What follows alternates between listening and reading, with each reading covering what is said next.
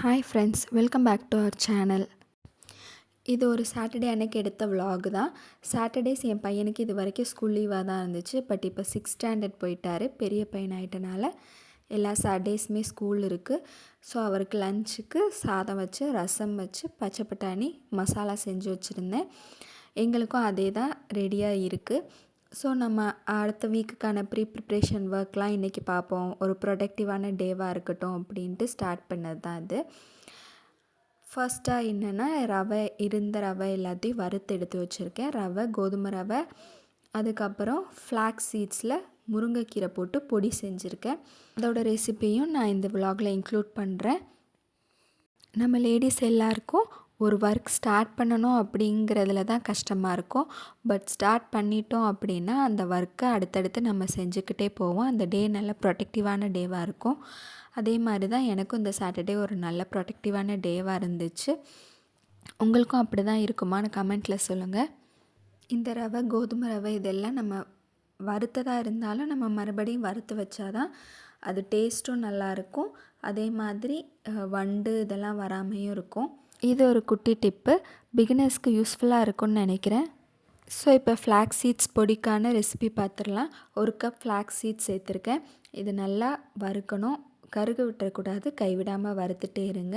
அது நல்லா படபடன்னு வெடிக்கும். அப்படி வெடிக்கையில் அதை எடுத்து ஒரு தட்டில் மாற்றி வச்சுக்கிறேன். அது கூட 1.5 கப் உளுந்து சேர்த்துக்கிறேன். இதில் 1 கப் அளவுக்கு கருப்பு உளுந்து சேர்த்துருக்கேன். 1/2 கப் வெள்ளை உளுந்து சேர்த்துருக்கேன். கருப்பு உளுந்து சேர்த்துக்கிறது ரொம்ப ரொம்ப நல்லது. எஸ்பெஷலி லேடிஸ்க்கு அது ரொம்ப முக்கியம். நம்ம போன்ஸ்லாம் ரொம்ப ஸ்ட்ராங்காக ஆகிறதுக்காக. வீட்டில் பெண் குழந்தைகள் இருந்தாங்கன்னா கண்டிப்பாக இந்த பொடியை செஞ்சு கொடுங்க.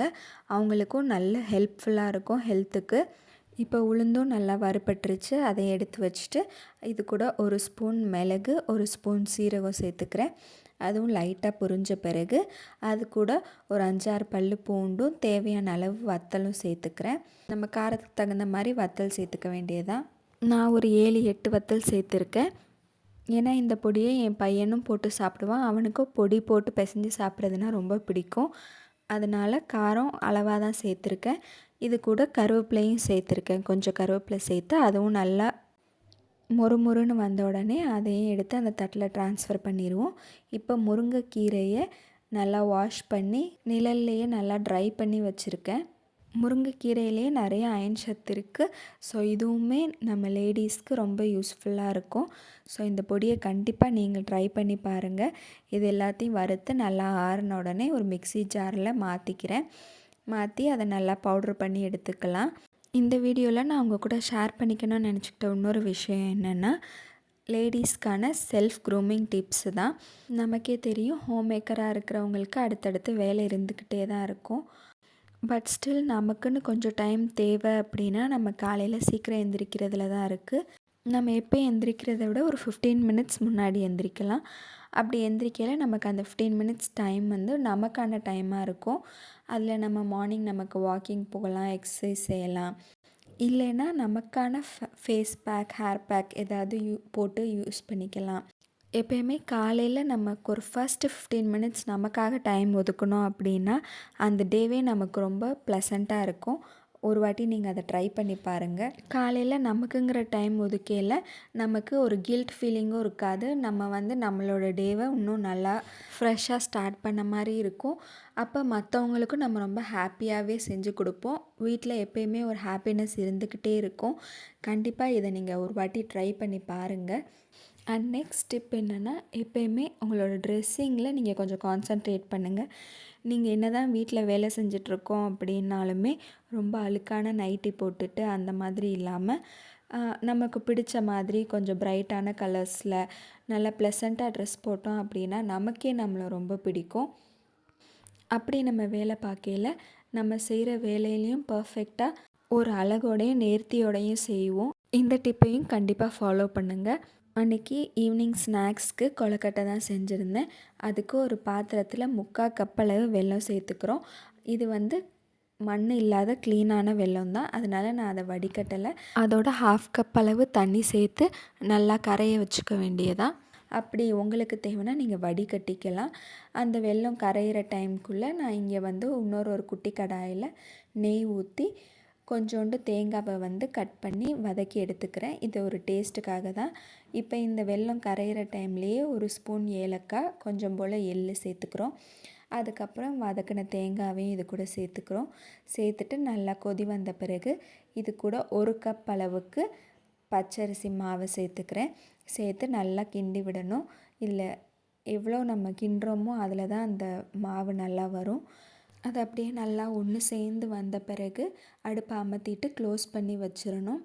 அது கொஞ்சம் நேரம் ஆறட்டும். கை பொறுக்கிற சூடு வந்த உடனே அதை எடுத்து நம்ம குட்டி குட்டி உருண்டைகளாக உருட்டி சேர்த்துக்க வேண்டியதா. அது செஞ்சு முடிக்கிற வரைக்கும் கூட என் பையனுக்கு பொறுக்கலை.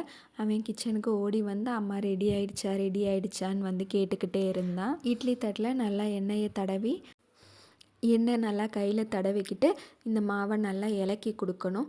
அந்த மாவை எவ்வளோக்கு நல்லா இலக்கி கொடுக்குறோமோ அந்த அளவுக்கு கொழுக்கட்டை நல்லா சாஃப்டாக வரும். இந்த மாவை குட்டி குட்டி உருண்டைகளாக உருட்டி ஒரு தட்டில் ரெடி பண்ணிக்கிட்டேன். ஒரு தட்டு ஃபுல்லாக குட்டி குட்டி உருண்டை கொழுக்கட்டையாக செஞ்சுருந்தேன். இன்னொரு தட்டில் உள்ளங்கையில் வச்சு ப்ரெஸ் பண்ணி பிடி கொழுக்கட்டையாக செஞ்சுருந்தேன். ஸோ இது எல்லாத்தையும் ரெடி பண்ணி ஒரு இட்லி கொப்பரையில் தண்ணி நல்லா கொதிச்ச உடனே ஒரு 10 மினிட்ஸ்க்கு நல்லா வேக வச்சு எடுத்துக்க வேண்டியதாக. 10 மினிட்ஸில் நல்லா வெந்துடும். கொழுக்கட்டையும் நல்லா சாஃப்டாக இருந்துச்சு. எங்களோட ஈவினிங் டைம் டீ கூட கொழுக்கட்டையும் வச்சு எங்களோட ஈவினிங் நல்லா ஜாலியாக போச்சு.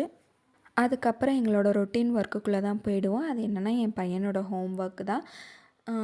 மோஸ்ட்லி சாட்டர்டே அன்றைக்கி ஹோம் ஒர்க் முடிக்கணும் அப்படின்னு நான் ட்ரை பண்ணுவேன். பிகாஸ் சண்டே வந்து அவனுக்கு கிளாஸ் இருக்குது. காலையில் ஸ்கேட்டிங் கிளாஸ் போயிட்டு வருவான். போயிட்டு வந்தானே ஆஃப்டர்நூனுக்கு மேலே ரொம்ப டயர்டாக இருக்கும். அதுக்கப்புறம் உட்காந்து ஹோம் ஒர்க் எழுதுறது கொஞ்சம் கஷ்டமாக இருக்கும். ஸோ அதனால் மோஸ்ட்லி சாட்டர்டேக்குள்ளேயே நாங்கள் ஹோம் ஒர்க் எல்லாம் முடிக்கணும் அப்படிங்கிறது எங்கள் பிளானாக இருக்கும். சண்டே அன்னைக்கு கிளாஸ் போயிட்டு வந்துட்டு ஃபுல்லாக ரெஸ்ட் எடுக்கிறது தான். ஸோ கொழுக்கட்டை ரொம்ப டேஸ்டியாகவும் இருந்துச்சு, ரொம்ப சாஃப்டாகவும் இருந்துச்சு. நீங்களும் ஒரு வாட்டி இதே மாதிரி நான் சொன்ன அதே அளவில் இன்க்ரீடியன்ட்ஸ் வச்சு ட்ரை பண்ணி பாருங்கள். எப்படி இருந்துச்சுன்னு எனக்கு கமெண்ட்ஸில் சொல்லுங்கள். உங்களுக்கு இந்த வீடியோ பிடிச்சிருந்துச்சுன்னா லைக் பண்ணுங்கள். உங்கள் ஃப்ரெண்ட்ஸ் அண்ட் ஃபேமிலிக்கு ஷேர் பண்ணுங்கள் ஃப்ரெண்ட்ஸ். நீங்கள் போட போகிற இந்த குட்டி குட்டி லைக்கு தான் எனக்கு ஒரு பெரிய மோட்டிவேஷனாக இருக்கும். அண்ட் நெக்ஸ்ட் எந்த மாதிரி கண்டென்ட்டில் வீடியோ போடணும் அப்படிங்கிறதையும் கமெண்ட் பண்ணுங்கள் friends. And that's all for this video. Bye friends.